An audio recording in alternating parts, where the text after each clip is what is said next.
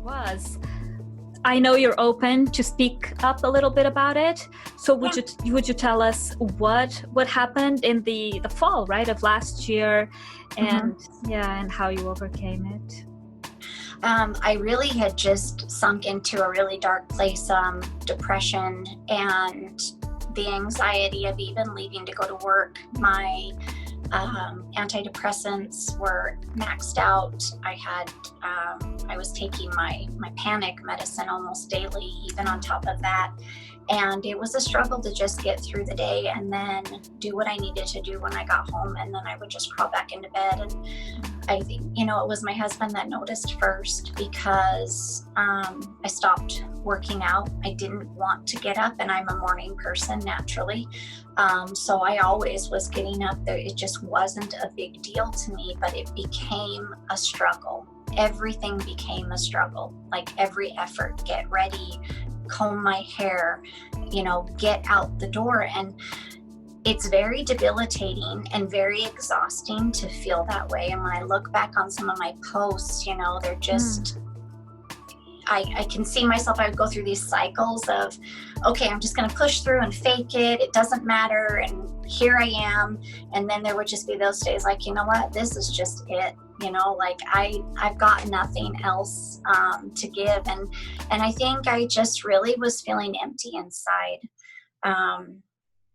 It wasn't that anything had particularly shifted, except something internally did.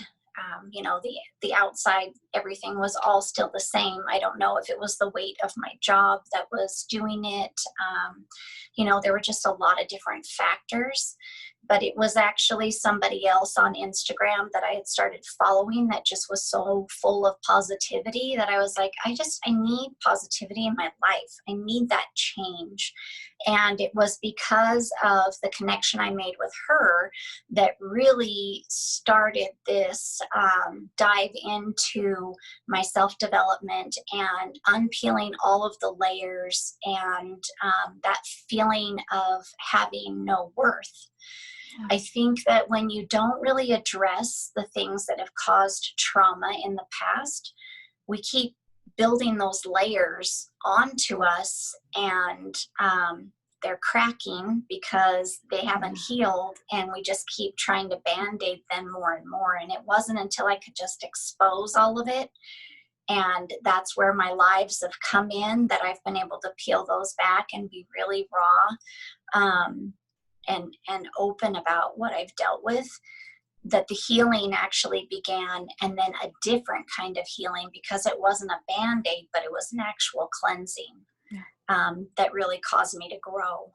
So that's kind of what happened, without going into any, too much detail. But it was that switch in getting enough vitamins and minerals in my body. Found out that I had hypothyroidism. That causes severe depression all in itself, and it causes severe fatigue. So I think just getting the right help and reaching out to the right people. But honestly, if it hadn't been for connecting with her, I don't think I would have ever looked. Okay. I think I would have just kept saying, just give me some other medicine. But because I started making some different changes, it caused me to look outside of that and then look inward at what needed to really, change for me. So it all goes back to community, I guess. Yes. Case. Yeah. And peeling off the layers. When you were talking, I was almost thinking of ground zero. You kind of have to demolish everything. And the preconcepts you had in your mind of even yourself, who you are, who you want to be, and just kind of bring that down to ground zero, and then start planting or rebuilding. And then that foundation, because is founded in truth and honesty and strength, will stay up for longer and just stronger. And that shows. It shows in your feet, your smile, your attitude, your posture, your even the freedom with which you post just anything, just anything you want to do, you go ahead and do it. Yeah. Because and that's unbelievable, because you feel, and you've arrived at this place where you feel no one can stop you, and you Right. own, you're in control of the things, of course, that you can control. Yeah. But that's, I think, the wisdom is, we can't control everything, but Right. some things we can control, and exercise, good food, like you were saying, hydration, that for sure you can. Yeah. I think that with anxiety, you always worry what people are going to think about you. And I always wanted everything to be perfect when I would jump on my live or post a picture or say what I was going to say. That part of anxiety is that it has to be perfect, and you're trying to cover every avenue you can think of so that there is no room for judgment or criticism. Absolutely. And my husband for the last few years has been trying to tell me, you don't need to worry about what anyone else thinks. You got to be good with who you are. And when I linked arms with this woman, and then it just created this other community of women that are just astounding, we really bolster each other up. And women empowering women is very powerful. And also to have a spouse that is willing to empower me to be anything and everything that I want to be is, one, so different than anything I've ever experienced, but two, it also in and of itself is extremely empowering, because he's my biggest fan. He's my biggest cheerleader. He wants to see me succeed and to reach the heights that I dream without holding me back whatsoever. And he couldn't be happier that I'm here today. He couldn't be happier that I'm getting to speak about the things that I'm passionate about. He knows that I'm very passionate about this. And so it's been very enlightening to let go, I guess would be a way to put it. It's really allowed me to just be me without any pretense. And I think that when we can be authentic and we can be genuine and we can just bring who we are to the table, and anybody can pick up what they want off that table and anybody else can pass it by, and that we can be okay that not everybody wants to be our friend, then we're getting somewhere. And it starts with a foundation, and it starts with one that becomes unshakable. And that is something, when I started my self-development, that I built that from the ground up. Who do I want to be? What do I want my cornerstones to look like? And then what am I going to fill those cornerstones in with, so that nobody's going to rock who I am anymore and make me feel like I have no self-worth. Right. So I think that the ladies, they call it my glow up, because that's really what happens when you heal yourself from the inside out. You really do truly start to glow, because there is true joy in your life, and true joy means that you're finding it yourself. You're not relying on anybody else to give that to you. And I think we get lost in that I'll be happy when. No, you just have to be happy now, because you exist and you have all that you have. And I think that's really where mental health starts changing for people, when they can start seeing that they're in control of their happiness. So anyway, I could go on and on. You could. I would stay here all day. We'll have you on again. Don't worry. Next time, bring the hubby. Okay. Yeah, I want to hear from the male perspective, the man's perspective. Yeah. I really do. I mean it. But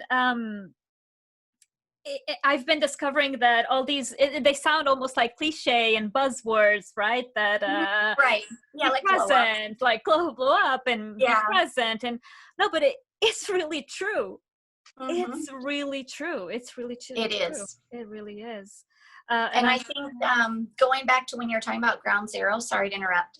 I think that when we're saying that we want to have a breakthrough, that really we're having a breakdown. because we're breaking down everything that was holding us back, and we're getting it out of the way and clearing all that rubble. And so that does go hand in your breakthrough, your breakdown, all goes back to that ground zero. And you have to be willing to break it down in order to see growth.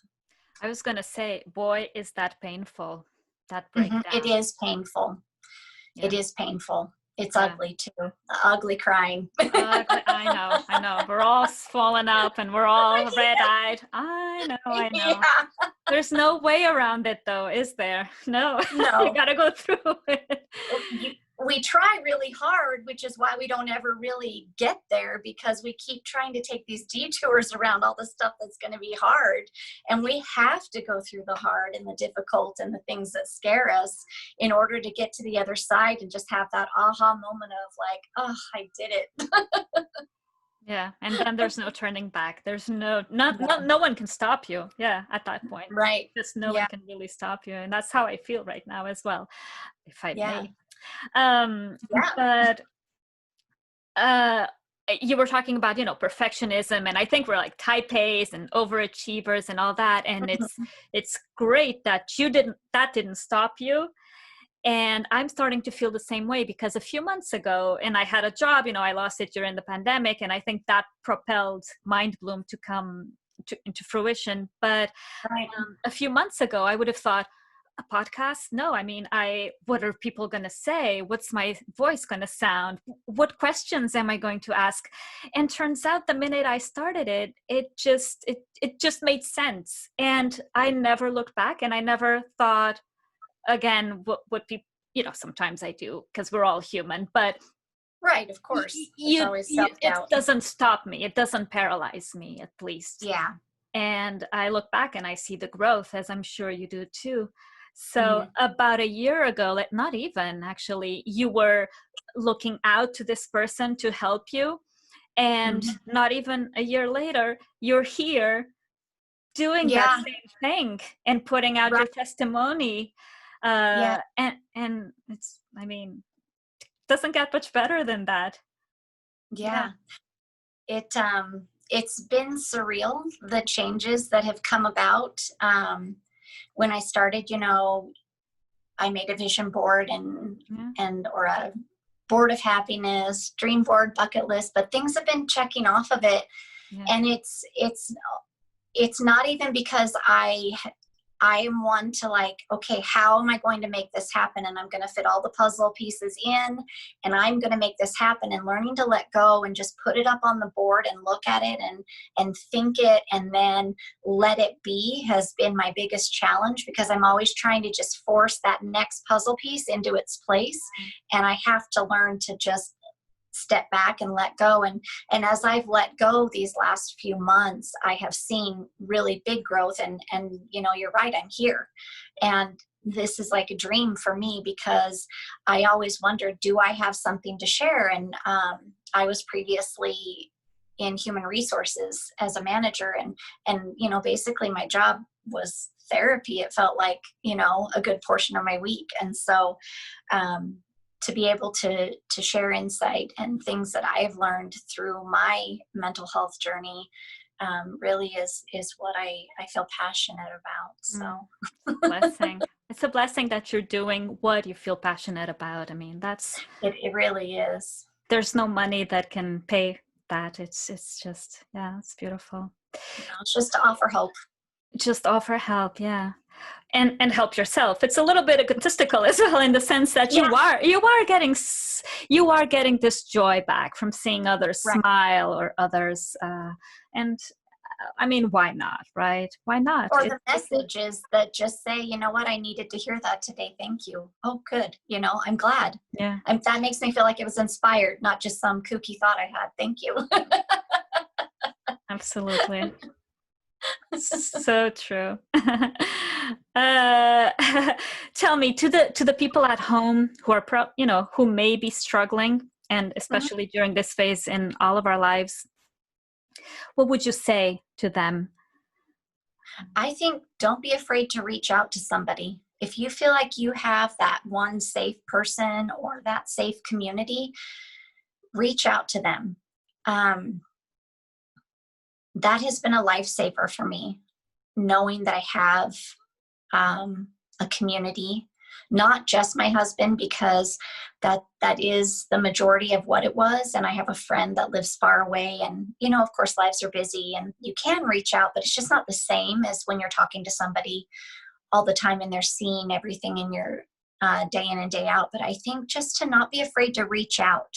I like to just let people know I'm here. My inbox is open, even if all you need to do is just send me a message. A lot of times that's very healing, to know somebody's going to receive that. They're going to be compassionate. They're going to be empathetic. And it's going to be okay, because it's a safe place for me to allow my feelings to be brought up. And so I think that would be the number one thing. I think so many times we are afraid to reach out because we're afraid to be judged, and we're afraid to be criticized or be told to just get over it. And so to find somebody or a community that you're comfortable with, that you can talk to, all in itself can be life-saving. Of course, there are so many things that we can do, that we can have. Try and eat better, try and exercise and get those good endorphins, self-development, podcasts, anything that will fill your bucket and make you, force you almost to feel gratitude and feel love. Because when we feel love, it's a lot more difficult to be sad, because we feel love for things. It fills you up. Yeah, to just kind of grow yourself with love. And I've talked about it quite a bit this year as we've gardened, that as I nurtured and gave the seedlings all of these positive things, like, you can do it, I can see that you're growing, I use that in a post. What if we talk to ourselves that way? How much more would we grow and flourish and blossom if we were to give ourselves those little tiny encouragements like we do the plants? And I think that really is what it comes down to, is stop bad-mouthing ourselves. We are the worst about doing that. Sure. Filling ourselves with negative self-talk, filling ourselves with the negative things other people have said about us, and making those our truths. So, those would just be the things that I really have found that have helped me, and that I would want anyone to find, so they didn't feel like they were hopeless. Yes. So. They can always reach out to you. Tell us here your Instagram handle, because I want everyone to go and check you out. It's just my name, Stacy.Bowler. I kept it simple. I don't know if that's better or worse.